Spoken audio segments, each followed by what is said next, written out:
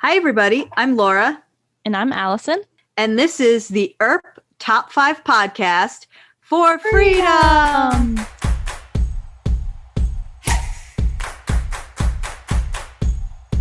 On today's episode, we're going to be talking about episode 409, Crazy. Yeah, it was a crazy episode. Crazy trivia, crazy Brains. crazy brains, crazy chicken kicking, and a whole bunch of gross stuff. I didn't care for the brain sandwiches, but that's, I have more refined culinary tastes, I guess. Everyone has their thing, and brain sandwiches are not it for us. Yeah. So where do you want to start with? Because I thought this episode just was jam packed with a lot of fun stuff. It really did. It had a lot of good moments, so it made this week's top 5 a little difficult. Yeah. The difference between this week and last week is I think the last week we had talked about how it was tough because everything was kind of a one storyline type of episode where everything kind of blended. Yeah. Whereas this episode, it did feel like there was a lot going on. We had the trivia, we had the murder of the week type story, we had the, Nicole's sheriff adventures, Yeah. So there was a lot going on. So do you want to start us off with one of your top moments? Sure. I'm going to start with the girl on top herself. I thought Wynonna in this episode was top shelf, and it was hard for me to narrow down a specific moment of hers in the episode, whether it was like her one-liners, her banter, anything. I just, any scene that she was in, she owned the scene. So I want to just throw in a few little nuggets. The first one was how throughout the episode, which we didn't see this, but apparently in a previous trivia contest, she was disqualified. And if you didn't pick up, she was like super bitter about it throughout the whole episode. And there were points where she was like, oh, but because I'm super smart, even though I did get disqualified from trivia, because I'm super smart, I'm going to solve this case on my own, because I'm super smart. And even though I was disqualified, I am still smart. And, she just kept bringing it up. So that was one of my moments that I liked of hers. Another one was when she had Ginny the genie, who I'm sure we'll talk about. And every time Ginny said like her master or her lord, or nicknamed the guy Doug as like something, as like this figure, her master, Wynonna was just like, could you not use those words, please? Like, those are a little gross. And then the other point that I loved about Wynonna in this episode was at the beginning when they first saw the body and they saw the bite marks. And she was just like, you're all seeing the bite marks, right? Like, so Mr. I don't shoot people in the back sure does love to still bite people in the neck. I've got the line. Oh, okay, good. If Mr. I don't shoot people in the back still bites people in the neck, then I guess I'm not so bad anymore. And even if I am, so is he. Yeah. That's exactly I loved it. that. I loved that a lot. And then here's the other line that I love. So after that, she's like, I guess I have to go talk to him. And she starts fixing her hair. And Waverly's like, you don't need this as an excuse to go talk to him. And she's just like, but I have to go talk to him because we're at the, because this is part of the case. And then she gets to the glory hole. And she's like, I get it. You're a vamp. You got the hungs. That guy was, that guy was num-nums. And that line just killed me for the rest of the day. So I do want to talk about that real quick though, or specifically the moment where Wynonna sees the bite marks and has this like a bit of excitement, like the potential for like Doc to be on the same moral ground as her again. Like, she says, is it my time to be inappropriate again? Yeah. Okay, my turn to act inappropriate. That was one of my moments actually. So I'll just say a quick thing about it. I I think that it was kind of fun. Like all of the Wynonna moments that you mentioned, you are 100% correct that everything about this episode and Wynonna was just so great. Everything she did, everything she said was so great. That moment, particularly, though, I had on my list because it was like Wynonna felt like a bit of excitement at the fact that maybe Doc is now back on like the same moral low ground as her. Like, imagine the playing field here. Like, it excited Wynonna that maybe Doc drank blood from someone. Like, that's where we're at in this relationship. Like, she got a little excited that maybe he attacked a human. Which I just find funny because she's doing everything she can to try to justify what she did. And I like that it was fun, like you mentioned, to see she got kind of like prepped her hair a little and was like, she's gonna go talk to Doc. But I really liked that. And then of course Waverly kind of smiling and saying, you don't need an excuse to go talk to Doc, because everyone in that room knew exactly like what she was feeling. So I really loved that as well. That was a great moment. Yeah. The other moment that I really liked about it was at the end when she's confronting Ginny. And Ginny was like, I can stop what's coming. And she was like, I can stop what's coming. So really from beginning to end, this was Wynonna, a Wynonna episode through and through. And it ran the gamut from like, sensitive, funny, because they started right away. And I kind of separated it. So maybe I might keep it separate, which was the sparring between Wynonna and Nicole. Yeah, you have to keep it separate because you're literally going through all of my moments here. Okay, sorry. Okay, no, but this Wynonna in particular, this moment was yeah. So then when they confronted the guy in the house, and she was just like, he's just a dude, and he tries to reach for Ginny, and she just like karate chops him in the neck. But yeah, so yeah, I kept that other moment separate, so we can continue on. Yeah, we could talk about the boxing scene though, because that was one of my moments. The boxing scene between Wynonna and Nicole. I love that it just opened with that though, because it kind of the way it was set up and directed, you had this Western music and it started with the close ups of their faces and they're kind of like getting ready to duel, it looks like. And that was a lot of fun to see. And of course, as always, the why not moments are always good. Banter good. Love them together. My favorite part in that sparring was when they're punching each other and Wynonna said, you had 18 months to practice and all you got was older. And that hit me hard for a moment because it took me a second to register what she just said. And I was like, oh, dang, she just made fun of Nicole for being by herself for 18 months.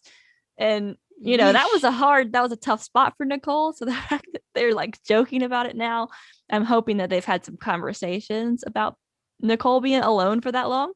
But the fact that Wynonna's the one giving her crap about it, I think checks out.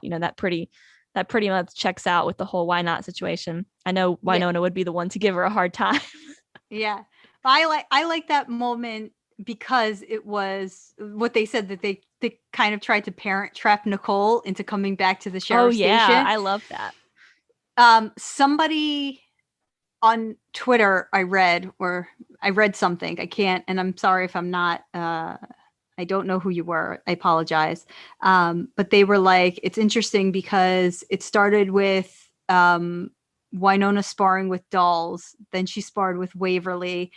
Then she sparred with Doc in the barn. And now it's kind of come full circle and she's sparring with Nicole. But yeah, I really like that moment where they're punching each other, or actually Wynonna's kind of just being defensive, and then Nicole is doing like just the flailing punches, and she's just like, I'm not punching in to the cop shop or whatever. She's like, I'm just punching in at the punch your face factory or something like that. And it was, but you saw Wynonna was kind of like leading her backwards a little bit, like how you would lead somebody in dancing. And so she was like leading her backwards, where like she would walk towards the sheriff's station. But yeah, I found it really, really enjoyable. That's a really fun. I love fight movies. I love things like that. One of my favorite movies is Girl Fight. I don't know if you've ever seen it, but it's a really good movie just to like get those like frustrations out. And I Wii box. Yeah. on the Wii. The So Wii. That's good practice. I like that. Yeah, I just thought it was a fun way to start the episode. And also when Waverly walks up and she's like, I don't know who to root for, because she's, it's her sister and her fiance there. And she's like, who do I root for? But I also love that while they were fighting and Waverly comes up, Wynona's like, I got her here out of the homestead into the office. And then Waverly's like, oh yeah, maybe you can boop on over, Yeah. So they kind of team up on her a bit, which was fun. My next moment, this is a bad segue. I don't know where to segue into. I guess I'll just, because it's all over the place, but this is kind of towards the end, I would say, but it was way hot in the kitchen. Okay. And it's a short moment, and I wasn't even sure if I wanted to include it, but here it is. So Waverly is saying to Nicole, she says, we're so close to being happy. I never want you to blunt your ambition. And that really kind of is a parallel to when season 1, where Nicole was like, I would never ask you to be something you're not. And right. I thought we've seen a lot of these parallels, especially in the second half of the season, to season 1 and previous seasons. But I feel like it's more so that Nicole has been holding on to a lot of guilt since they were away, since they were in the garden, and from those 18 months, that Waverly is just telling her to you can let go of all the guilt you have. We're back, we can be happy. And it's okay to just let go of all this guilt, because she's hiding this, this other secret about her. And yeah, so I just thought it was a good, it was a cute moment, and it was good kind of flashback to that season 1 moment. I really liked those little way hot moments in this episode, because it was a very mature type of approach, I guess. Waverly, I know in the beginning of season 4, she kind of is pushing a bit after she gets back from the garden, and she's trying to push to figure out what's going on in Nicole's head, and all these questions that she has no idea what's going on.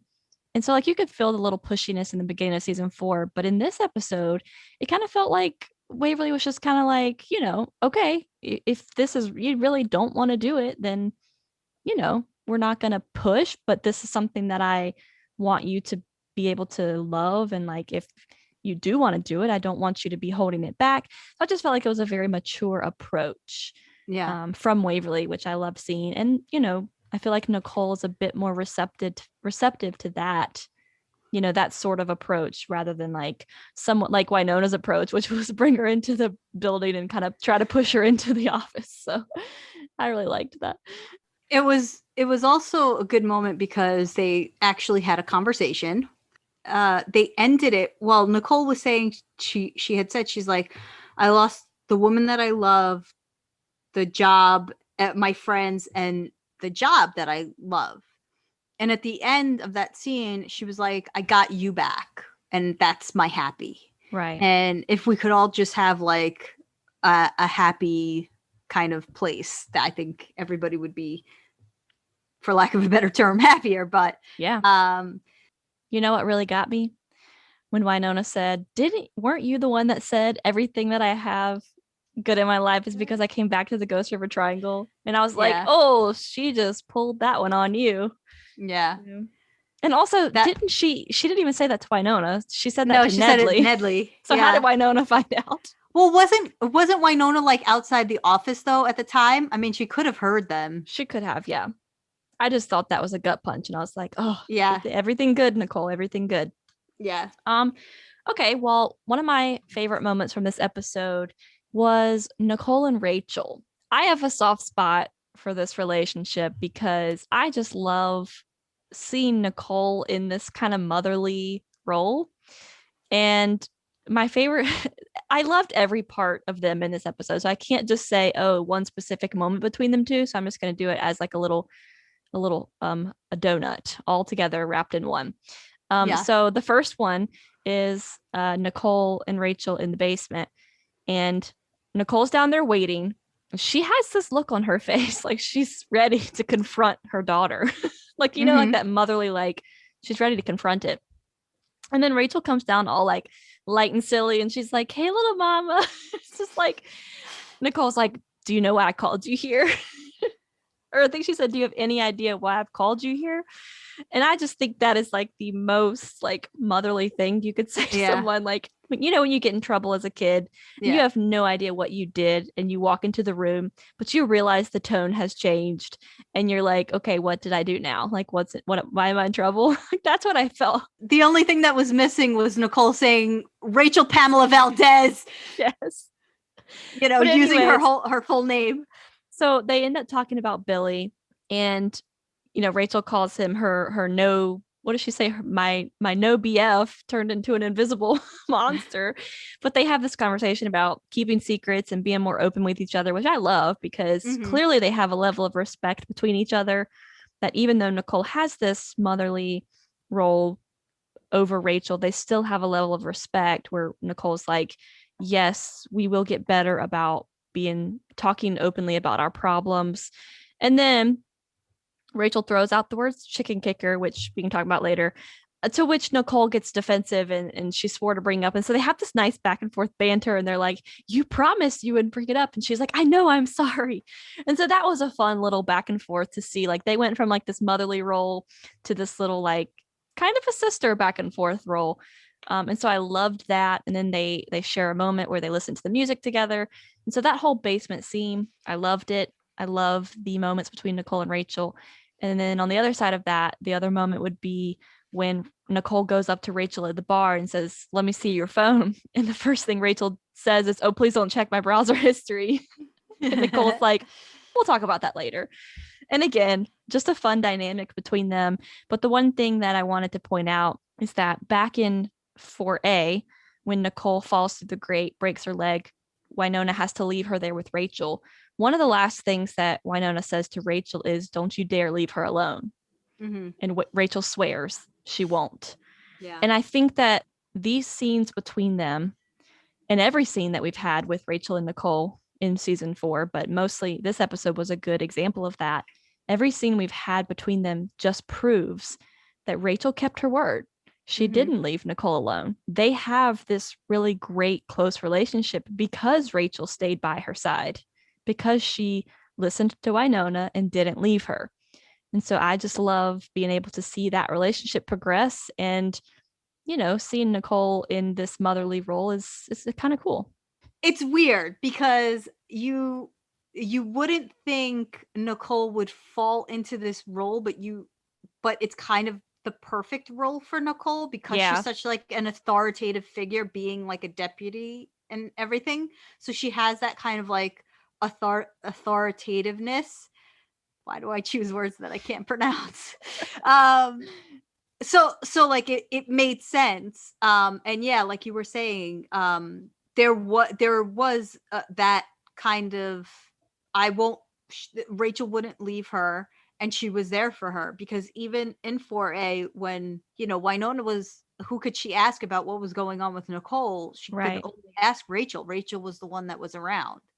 um I enjoyed that scene. I especially liked, she was like, "Where's the video?" And she's like, "It's in a folder marked tax stuff," because a 16-year-old obviously would have a folder on her phone marked tax stuff. Rachel definitely does her taxes. Oh yeah.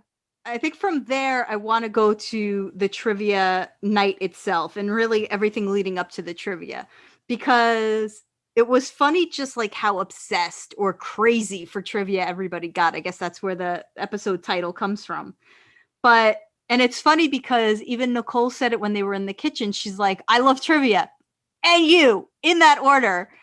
And then she catches herself and she's like, "Oh, that's such a horrible wish." Yeah, that was funny. But we all know that like Jeremy is the brains and Waverly is the brains, and they were both kind of like confused how Doc got to the finals. But Doc merely said, uh, when you can spend all this time like researching and being online because he doesn't sleep, Right. He did So it was mention the fact that he didn't sleep. So that was a good explanation to right. how he. So he was like, get ready to be schooled in pop culture 101. And it's like this guy who's 150 years old is going to school everybody on like 90s boy bands and stuff. Which, by the way, I would love to know what questions were asked to get some of those answers. Jeremy and Waverly had this like very competitive kind of back and forth where she called him downward don't because he wasn't doing the downward dog pose in yoga, and he called her online degree, and she got a little annoyed. And I can't remember like how it was brought up or how it was implied, but it just reminded me of the season 1 where Champ says to Waverly, how can somebody so pretty be so smart? And Waverly says that they're not mutually exclusive. And I want to say like somebody was implying to her that she wasn't, or maybe it was Jeremy implying that like she wasn't smart enough to be in the trivia finals because she was so pretty or something along those lines. But the other thing that struck me about the trivia, aside from the questions and everything, there was the moment when Doc lost. The question was, what hand was Wild Bill Hickok holding when known as the dead man's hand? And Doc, being there, knew what hand he was holding. Now, either history rewrote itself to make it seem better. So, like, instead of, I think it was a pair of 2s and a pair of 7s or something, Doc said, or something like that. It's like a pair of aces and a pair of 8s. So whether aces and 8s are cooler, they sound better than like 2s and 7s, or, you know, whatever the case may be. Or this is very similar to where in the video that Doc saw of Wyatt, and he said that Doc shot first at the OK Corral, and Doc said he didn't shoot first. So is Doc remembering things wrong, or or are people changing history and Doc's figuring it all out? That's kind of interesting. So that's what I'm not. That's the question that I have. Are aces and 8s? Is it just a cooler hand than 2s and 7s or whatever it was that he had said? But yeah, and then once he loses, he the spell is broken and he can go about his business in saving Wynonna. But he tried to leave. He couldn't leave until Jeremy lost. No, he lost, went downstairs to the basement. Right. And that's when Nicole discovered that she needed to be a distraction. Before we talk about that, because whether it's a moment or not, we're going to have to mention it. But I want to talk about one of my next moments before we get to that. The next moment for me would be Waverly and Wynonna being the police and going to Doug's house after they think that he has been abusing his partner. The guy in the station comes in to report a crime, and she realizes it's Doug because of the flames on the car. So they go to the house thinking that Jenny is a victim, in this household and whatnot. So my favorite part is Wynonna knocks on the door and she says, "Open up, and she pauses and Waverly looks at her and she's like, Earp sisters." And I like to think that everyone in this town knows them and like they're their own form of policing in Purgatory. Like the Earp sisters is their own version of Purgatory PD, they're their own thing. And so you kind of have to open the door for the Earp sisters. He opens it knowing that he's in there eating brains. So one, definitely not a smart guy. We have definitely established he is dumb because he opens the door even though he's in there eating brains. But I really liked them going out to solve this crime together. It felt very reminiscent of season 1, having them to kind of fight the bad of the week, I guess you would say. And the whole interaction when Wynonna is eating brains, you mentioned a little bit earlier on, that when she, no, it's okay. When she, chops him and she realizes he's just a human man or, whatever it is, just a dude. He's just a dude. A dude human. I really like that. And then I saw a GIF online that someone had slowed down the part where he throws the sandwich at them. And I didn't notice this when I watched it, but if you rewatch it, it hits Dom right in the face. Yeah. Like full on in the face. Oh, and then Wynona's like, you did not just throw brain at me. I mean, can you explain this show to anyone? Like, No. I can't. Did you just throw brain at me is an actual line Yeah. that was said in this episode. I really liked that whole interaction, and Waverly and Wynonna go in, and Wynonna kind of directs Waverly. She gives her the eye motion where she's like, go this way. It was a fun little moment between them, a little Earp sister moment. I loved that. Yeah, I liked it too, and it's surprising because they spent all last episode kind of together. So Right. to get another like another brief, Earp sisters, 2021's version of like Cagney and Lacey, Yeah. going a crime solving duo. So it was funny because Waverly had left her duck quacking keychain in the sheriff's office for people to quack it if they had a problem. Now, it was funny that Wynonna took over the mantle of being kind of like the sheriff or the law enforcement, because after the sparring was done, Nicole had said they didn't vote for me, they don't get me. And then Waverly kind of maybe tried to use her puppy dog eyes on Wynonna to convince her to take over kind of the law enforcement, and she turns to Waverly and she's just like, I too did not get voted for. So that was kind of funny. Yeah, that was a good Earp sister moment as well. What do you got next? I am gonna go with the Nicole and Doc scene next as my favorite moment. Yes. This has been looming since, I would say, episode 2 or 3, because she realized when they were back in each other's lives. So 403, I would say. And Nicole has had this kind of guilt hanging over her since then about something that she did to Doc. And what we had found out was that she traded Doc to the Clantons to get Waverly and Wynonna and Doc himself back home to Purgatory. Now, back in the episode where we found out it was Doc that she traded, I think I said, and I haven't gone back to listen to our episode, I might have said, or maybe I just want to take credit for it now, where they're the type of group now. They're the type of Scooby Gang where they trust each other and they trust that they will do right by the other people, which is why there's very little miscommunication between them. So it's not, do you know what I mean? But Nicole was kind of had the mindset of, I'll trade Doc. And then either when he comes back, he'll figure a way out of it, or we all will together. We'll figure out a way to kind of get his connection to Ma'am or whatever this trade was for. We'll figure it out together. And it did remind me of a quote from Emily Andress that she said at Earpapalooza. And it had nothing to do with the show. It was just a piece of advice that she was giving to the crowd there.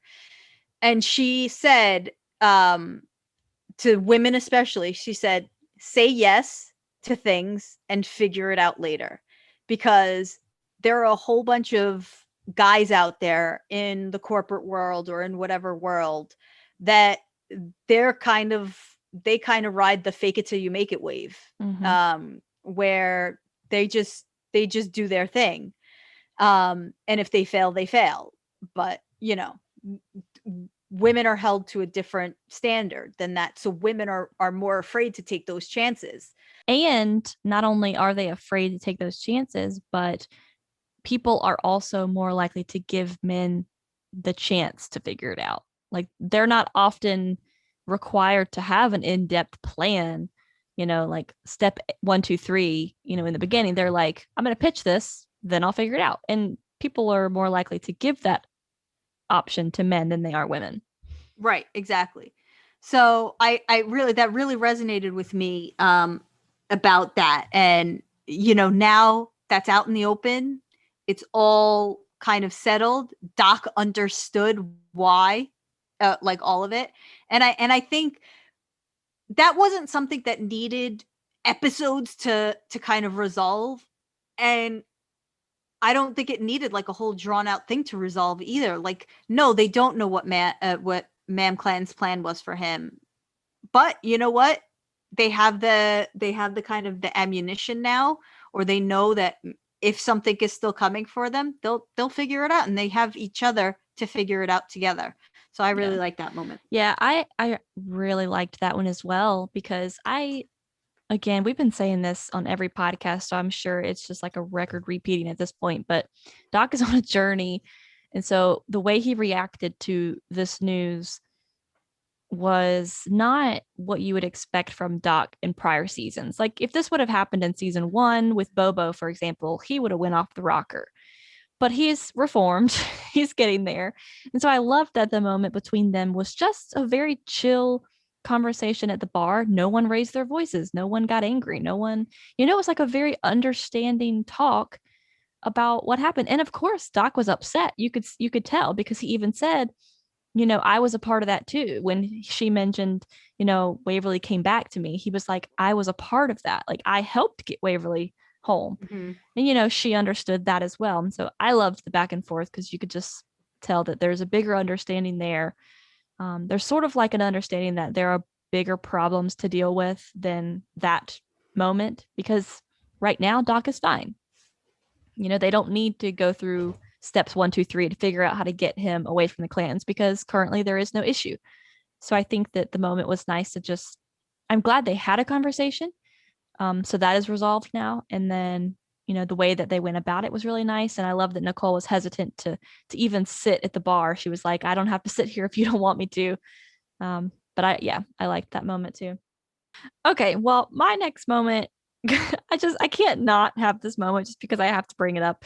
We're going to talk about the chicken kicker moment, because I mean, it was kind of looming throughout the episode, even prior episodes, before we even knew that chicken kicker existed. We knew that there was a reason that Nicole was not sheriff. We knew that they voted for Holt, but also there was this weird, like, every time she brought it up, she felt like this guilt or like an embarrassment, and no one knew why.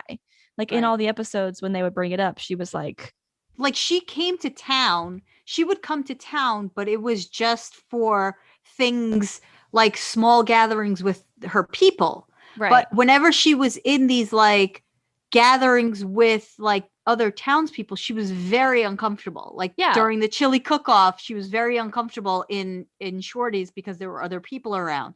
She was very uncomfortable, in this episode when she walked into trivia and saw that like everybody was around.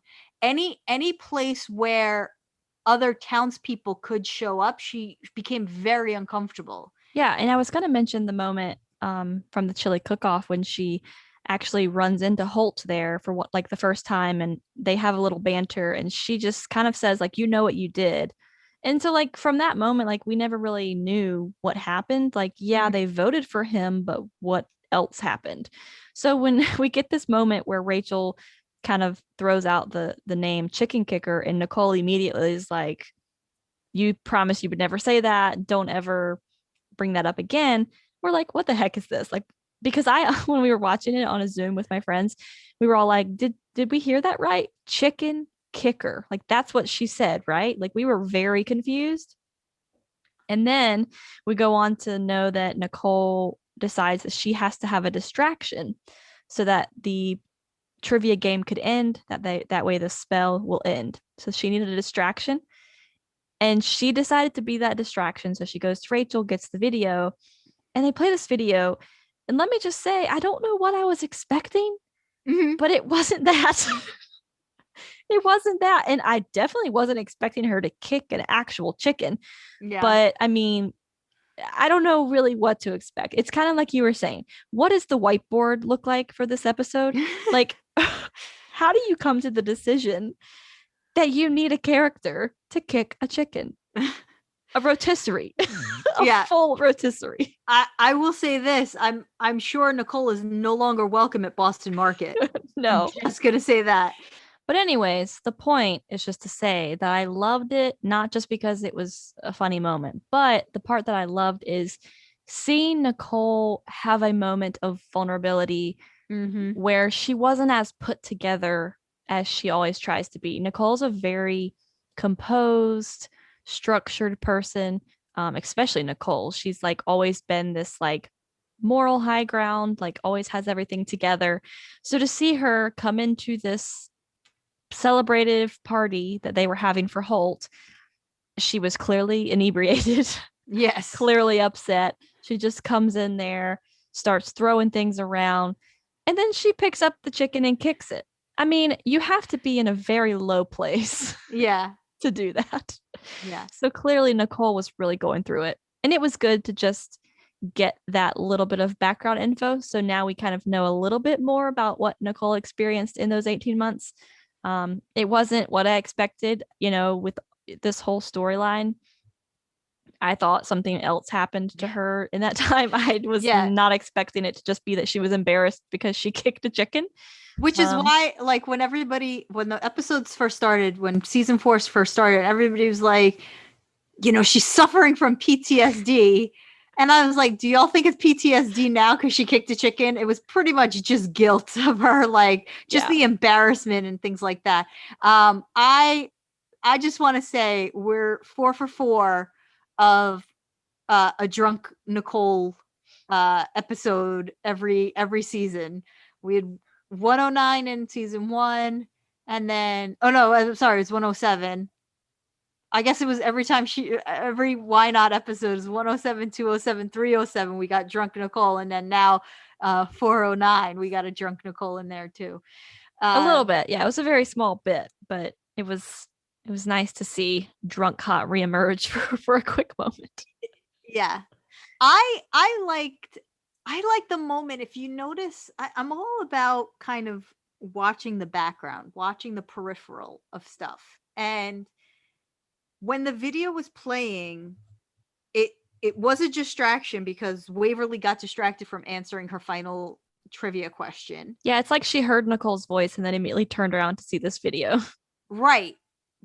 But she only saw a small part of it, and then the camera focused on her looking at Nicole, who was in the bar, kind of With her shielding head down.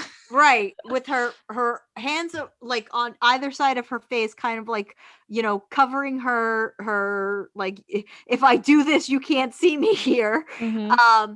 But it was just kind of that moment where Waverly was just like looking at her and like seeing her vulnerability come out, and like, I guess, like, the pieces kind of came together in Waverly's mind of, okay, I get why you didn't want to tell me about this, but it's cool. Everybody makes these mistakes. Um, Yeah, and but even Nedley said that, everybody makes mistakes. Usually it happens with things we care about the most. And so obviously it meant something to Nicole to lose the election.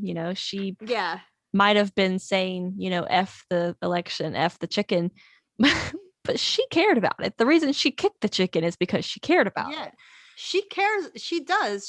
She cares about being sheriff, even if the people in the town don't want her as sheriff. You know what? Too bad, because she is the sheriff now. Um, so yeah, so that was a great moment, and we had to mention it. So my fifth moment um is Ginny the Genie, who the this episode was kind of based around. But that's the funny thing about this episode, where they made you think that the episode, or the big bad for the episode, was Doug slash Kuru, but it actually was Ginny. Like, she was the psychopath, let's say, because of her nonchalant attitude, her kind of like, she's just sitting there texting, the whole time, and she's just like, I don't know, like, whatever, I'm super chill. Um, she was basically a Kristen Wiig SNL character, if I could just say that. but the actress who plays her name is Nikki Duvall. And if you're not familiar with the kind of cross synergy of Canadian shows, she's actually on Working Moms with Kat's on Working Moms, and Danny Kind is on Working Moms, and a couple other people are. Varun was on Working Moms. You know, a whole bunch of people. She plays the assistant on Working Moms, and she doesn't have a very big role on Working Moms. She's just the assistant to main character. Um, but she does have these one-liners that I love on that show. And so to see her have this like bigger role on this show. So she had a couple of great one-liners, especially talking about the guy, her quote unquote master. So he wanted to be the smartest person in purgatory or the world. So his idea was to eat the brains of the smartest people in purgatory. And so Wynonna goes to her and was just like, why didn't he just wish to be the smartest person in purgatory? And she just goes, because he's not smart. And so she's on her phone for like the majority of like any conversations that she's in. Like like when they go into the house, Waverly's trying to like, we know you're the victim. It's okay. And she's like, do you maybe want to put your phone down for a minute and like listen to my plea to you? And she's like, nah, I'm good. And she just continues to text because she needs to see her how her numbers are doing on her Twitter. When Wynonna took the phone, she's like, I just need to see the numbers. And so the other funny part was Jeremy was talking about Aladdin and everything like that. And she's just like, wow, genie stereotypes much? It's like we don't, like one genie lives in a lamp and it's like we all don't. For however like funny the character was throughout the episode, it was that last moment with Wynonna that really got to me. And because one of the things that she said was that Peacemaker was Wynonna's master. And she tried I mean, we all know the revenants or the demons, they try to get out of being shot. And they try to bargain with Wynonna's sense of, you know, I'll be good, or, you know, I'm not a threat. But actually she's the biggest threat of all, this genie. And you know, it is the like the nonchalant, quiet, not, you know, not in your face people who are the psychopaths. If crime shows have taught me anything, it's always the quiet ones. It's true. Yeah, she was so interesting throughout the entire episode, and I agree she had some of the best one-liners. But that last moment, I almost made one of my top moments, because the thing that stood most out to me is the hesitation that Wynonna actually had. Like, she knew she had to kill her. She went there with the gun, was ready to do it. But there was a moment where she was like, I can make him love you again. And Wynonna kind of like shook her head. Like, she hesitated because that's all she wants, is that she wants Doc to love her again. But she also understands that it can't happen that way. It has to be real.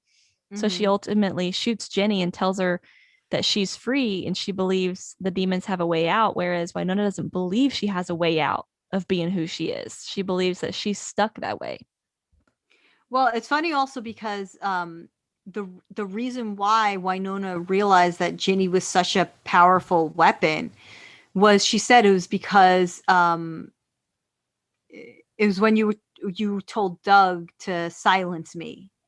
And now Ginny had a moment of feeling, and she said earlier, she's like, I can't feel, I can't have feelings, or whatever. Can't remember exactly what she said, but I found it interesting because like at this moment she was feeling, she's like, I couldn't listen to you scream because I couldn't help you. And Wynonna's response to that was, you got to listen to the screams. You have to look the cost of this in the eye and tell it to go F itself. And really that's what it is. This is something that Wynonna has come to terms with in the 4 years that because she was cursed and, you know, all this other stuff. So she's finally come to terms with it, that like this is what she needs to do. It's not always easy. Like, was shooting Holt in the back, was that an easy choice for her? I don't think so. People think it was like just her being like blasé about it, but she looked at the bigger picture. And as long as they were around, like, the family was still in danger. Doc Yeah. was still in danger because maybe she knew about the deal that Nicole had made. Yeah. So that's what I think. I do think that there is a little bit of truth to what Jenny is saying, though, because where is the end? Like, there's no way that Wynonna's going to be able to kill every demon that exists in that world. Yeah. So, like, what's the end? Is she just going to spend the rest of her life shooting demons? Maybe that's what she thinks she has to do. But I'm just wondering, like, what's the end game for her? It was to kill the revenants, the 77 revenants. But now that's over. And now that's over, but she's still going. So, like, maybe there's a little truth to Peacemaker being her master. Yeah. Maybe there's a little truth to that. Well, that's all I got. Those were some really good moments. And for lack of a better term, they all had meat to them. Just a terrible episode to use that analogy in. Yeah, sorry about that. But, you know, but we had good moments. We had, like, really, this was an all Wynonna episode. Just almost every kind of scene that she was in, she took it over. So Wynonna all day is moment number one. And then I think the resolution between Nicole and Doc would be another main one. What else do you think? Well, trivia being the basis of it all was another good one. Yeah, I think the interaction with Wynonna and Jenny at the end has to be a pretty big one. Yeah. Because that was kind of like a bow tie of the episode. It kind of resolved that way. Yes. And then I think number 5 should just be Chicken Kicker. Because you can't have this episode with. Yeah, I mean, it really is the catalyst. It's the catalyst to Nicole becoming sheriff again. It was kind of the catalyst for that conversation with Nicole and Waverly in the kitchen. It was just a you know, a thing that ties really everything together that involved Nicole this episode. Even with Rachel in the basement, it just involved everything. So I think those are a good top 5. Do you guys agree with that? Do you disagree? Do you want to share your top 5 moments? Leave us a comment. Allison, where can they find us? You can find us on Twitter at ErpTop5. And you can follow me at Laura Meet World on Twitter. And you can find me at Nona Way Hot. Have a great day. Bye. Thanks for listening.